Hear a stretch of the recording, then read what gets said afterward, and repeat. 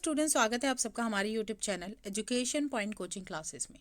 तो बच्चों, आज के इस वीडियो में हम करने वाले हैं क्लास 9th के सामाजिक विज्ञान की वर्कशीट नंबर 67। 17 जनवरी के वर्कशीट है, तो शुरू करते हैं इस वर्कशीट को। बच्चों, आज की इस वीडियो में हम 9th क्लास के ज्योग्राफी का एक नया चैप्टर शुरू करने वाले हैं, जो कि होने वाला है प्राकृतिक वनस्पति तथा वन्य प्राणी। तो आइए शुरू करते हैं इस वर्कशीट को। भारत एक विशाल देश है। भारत विश्व के मुख्य 12 जैव विविधता वाले देशों में से एक है। यानी कि जो बायोडाइवर्सिटी है वो भारत में सबसे ज़्यादा पाई जाती है। हम 12 देशों में से एक आते हैं। भारत के लगभग 47,000 विभिन्न प्रजातियों के पौधे, यानी कि 47,000 टाइप्स के तो पौधे ही हैं भारत में। 90,000 प्रकार की जातियां के जो जानवर हैं और विभिन्न प्रकार की मछलियां भारत में पाई जाती हैं। वहीं अगर बात करें प्राकृतिक वनस्पति की, तो वनस्पति का वह भाग जो कि मनुष्यों की सहायता के बिना अपने आप पैदा हो जाता है और लंबे समय तक उस पर मानवीय प्रभाव नहीं पड़ता, यानी कि मानव कोई भी उस पर मदद नहीं करता, ना पानी डालता, ना कुछ करता, ना खाद डालता, और फिर भी वो पनपता है, वो कहलाता है अक्षत वनस्पति। वनस्पति जगत शब्द का अर्थ किसी विशेष क्षेत्र के समय की पौधों से कहते हैं, यानी कि कोई पर्टिकुलर रीजन में, कोई पर्टिकुलर क्षेत्र में किस प्रकार की वनस्पति है, किस प्रकार के पेड़ पौधे हैं, वो कहलाता है वनस्पति जगत।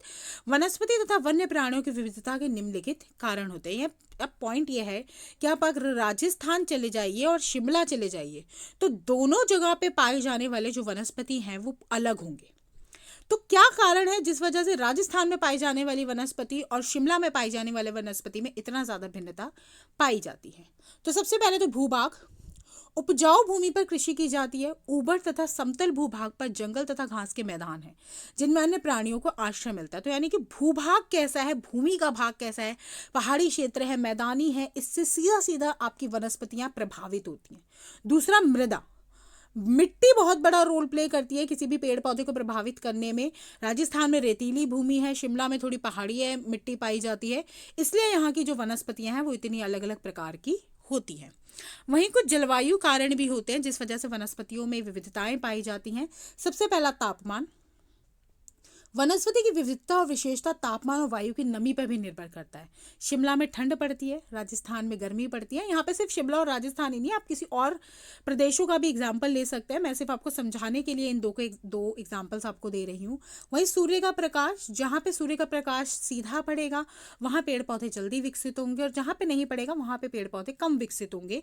जैसा कि हम देखते हैं कि गर्मियों में जो पेड़ पौधे होते हैं वो जल्दी विकास कर पाते हैं सर्दियों के मुकाबले। वहीं वर्षा, अधिक वर्षा वाले क्षेत्रों में पाए जाने वाले पेड़ पौधे ज्यादा सघन और ज्यादा घने होंगे। वहीं जहां कम बारिश होती है वहां पे पेड़ पौधे आपको छोटे या सघन कम मिलेंगे। वहीं सबसे मुख्य प्रश्न है कि मनुष्यों के लिए वन आवश्यक क्यों है? तो अनेक ऐसी गतिविधियां हैं जो हम वनों की सहायता से करते हैं। सबसे पहली बात तो वन नवीकरणीय योग्य संसाधन है, अर्थात जो जल्दी बनाए जा सकते हैं और वातावरण की गुणवत्ता बढ़ाने में भी मुख्य भूमिका निभाते हैं। वहीं जलवायु में मृदा अपरदन और नदियों की धारा को भी ये नियंत्रित करते हैं। ये बहुत सारे उद्योगों के आधार हैं और कई समुदायों को जीविका भी प्रदान करते हैं। तो वही मनोरम प्राकृतिक दृश्यों को पर्यटकों को भी आकर्षित करते हैं। तो ये जो पेड़ पौधे हैं ये देखने में भी बड़े सुंदर लगते हैं, और वही जीवाश्म प्रदान करते हैं मृदा को, और अन्य प्राणियों को आश्रय भी देते हैं। प्रश्नोत्तर की बात करें तो सबसे पहला प्रश्न, अक्षत वनस्पति किसे कहते हैं? हमारी वर्कशीट के ही अंदर आंसर है, वह वनस्पति का भाग जो मनुष्य की सहायता के बिना अपने आप पैदा हो जाता है और लंबे समय तक उस पर मानवीय प्रभाव नहीं पड़ता, वह अक्षत वनस्पति कहलाता है। प्रश्न दूसरा, वनस्पति जगत से आप क्या समझते हैं? तो किसी विशेष क्षेत्र में किसी समय में पौधे की उत्पत्ति को ही हम वनस्पति जगत कहते हैं।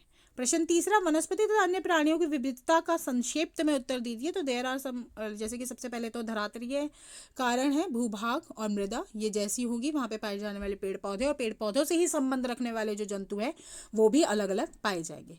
इसके अलावा जलवायु में तापमान, सूर्य का प्रकाश और वर्षा, ये भी सीधे सीधे तौर पर वनस्पति एवं वन्य जीवन को और जंतु जीवन को सीधा सीधा प्रभावित करती है।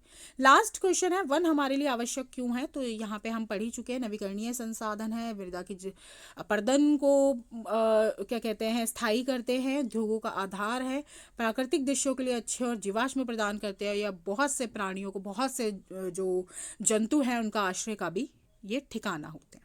तो इसी के साथ आज की वर्कशीट हमारी पूरी होती है। मिलते हैं नेक्स्ट वीडियो में, तब तक पढ़ाई जारी रखिए। Thank you so much.